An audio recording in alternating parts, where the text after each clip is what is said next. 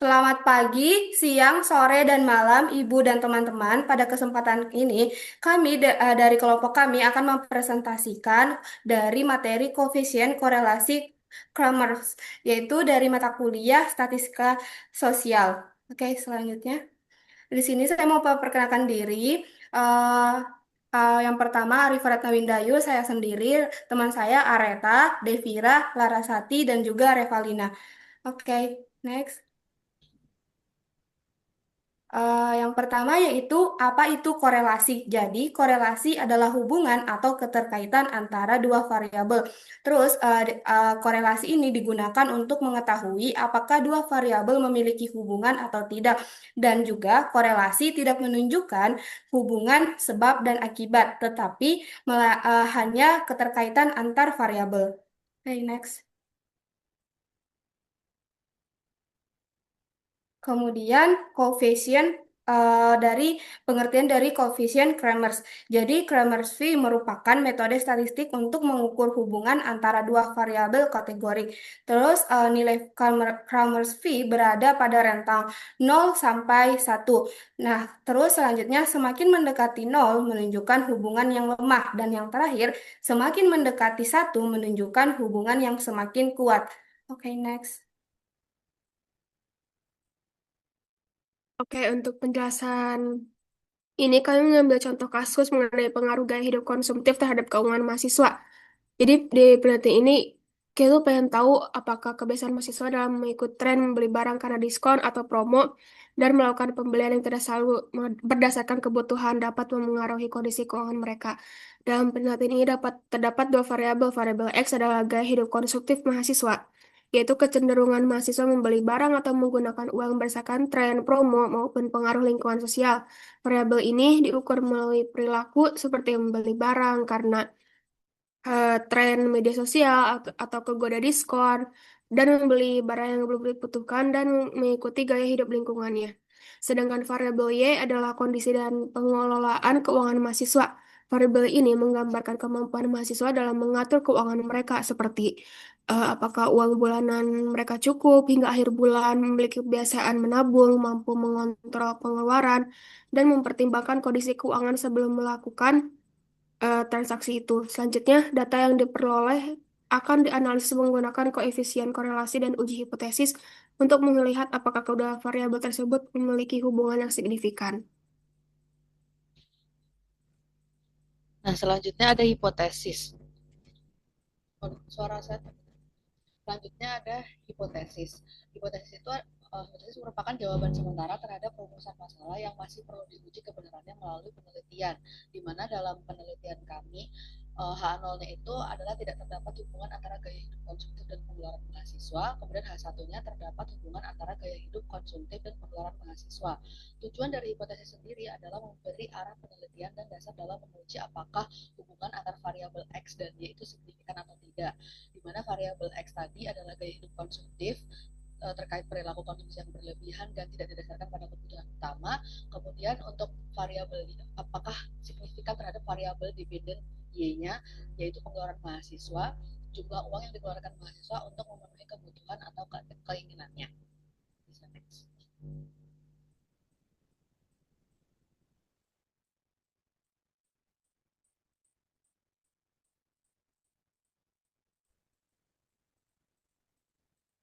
Oke, sekarang masuk ke hasil langkah-langkah analisis SPSS. Oke, yang pertama bisa di back dulu.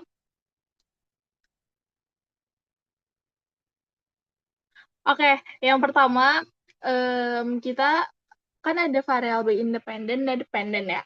Nah, untuk yang pertama kita tulis dulu untuk soalnya kita beri nama X ya. Jadi karena di sini kita ada 5 soal, jadinya kita ada X sampai X5. Nah, habis itu boleh di next. Nah, habis itu di variabel Y, kita pertanyaannya ada 7. Jadinya kita um, namainnya sampai Y7. Lalu desimalnya kita ganti jadi 0, lalu di next. Terus untuk di measure-nya kita ubah jadi scale semuanya. Next. Next lagi. Nah, untuk di bagian label itu, kita masukin pertanyaan sesuai yang akan kita analisis. Boleh di next? Di next lagi. Nah, untuk di bagian value label, untuk di value label itu kita masukin untuk skala Likert-nya. Jadi kayak misalkan 1 sangat tidak setuju, 2 tidak setuju, 3 setuju, 4 setuju. Boleh di next. Itu kita terapkan di semua label ya, sampai pertanyaan ya 7. Boleh di next. Nah, oke. Tadi di bagian variable view ya. Sekarang kita ke data view. Nah, di sini ada kolom yang udah diisikan sama nama label tadi dari pertanyaan-pertanyaannya. Boleh di next. Terus juga kita ini nih untuk di bagian pengisiannya, jadi kita itu dari spreadsheet, dari Google Form itu kita jadiin spreadsheet, habis itu kita ambil tuh data-datanya yang sudah diisi oleh kawan-kawan. Nah, boleh di next. Oke, pokoknya untuk jawabannya kita masukin semua ke SPSS. Boleh di next. Habis itu kita pencet analyze, lalu di bagian scale, lalu ada di reliability analysis. Boleh di next. Nah, untuk itemsnya kita ini masukkan semuanya ya, bukan variabel X doang, tapi kita masukkan semuanya. Untuk modelnya apa aja. Lalu di next. Nah, lalu muncullah reliability. Di bagian ini ada tuh di item statistiknya, kita bisa lihat ya ada mean, STD deviation, sama N-nya, tapi kita fokus di STD deviation-nya. Boleh di next. Nah, untuk raw batch alpha-nya juga tadi di 0641. Nah, boleh di next. Nah, balik lagi ke halaman SPSS-nya, lalu kita di transform, lalu di compute di variable. Boleh di next? Nah, ini jadi kita mengkelompokkan satu blok variabel X dan variabel Y. Jadinya tuh nggak satu pertanyaan, tapi kita langsung ngeblok. Jadi di variabel X ada 5 pertanyaan, dan di variabel Y juga ada 7 pertanyaan. Boleh di next? Ini 7 pertanyaan, next. Nah, untuk kalau misalkan tadi kita udah ngeklik done, itu nanti langsung ada tuh compute variable X atau enggak di variable Y execute. Boleh di next. Nah, baik lagi di halaman SPSS, kita pencet analyze, regresi, dan di linear. Next.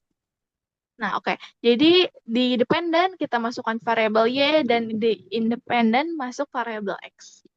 Next. Nah, nanti langsung muncul ya model summary, ANOVA, koefisien. Kita bisa lihat di adjusted R square-nya, terus di bagian F-nya, terus di R square, dan sig-nya. Boleh di next. Di bagian hasil analisis SPSS-nya, boleh dilanjut oleh rekan saya.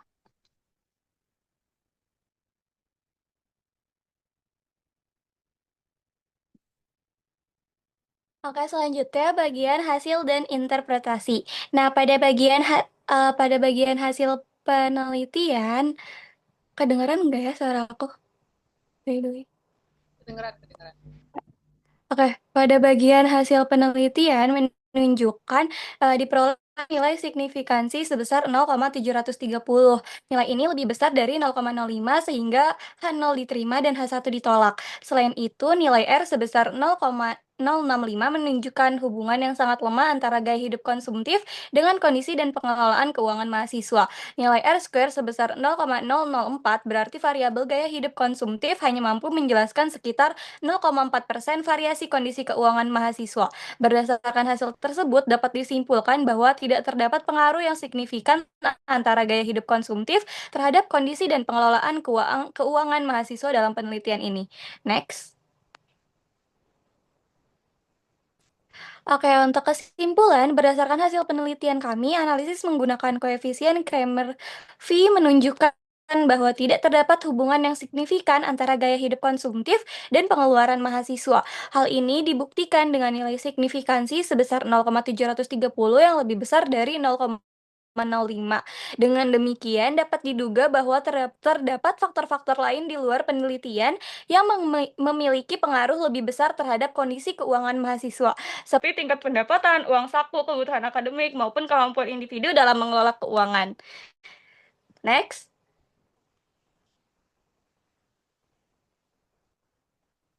Terima kasih sudah mendengarkan hasil presentasi dari kami. Sekian, wassalamualaikum warahmatullahi wabarakatuh.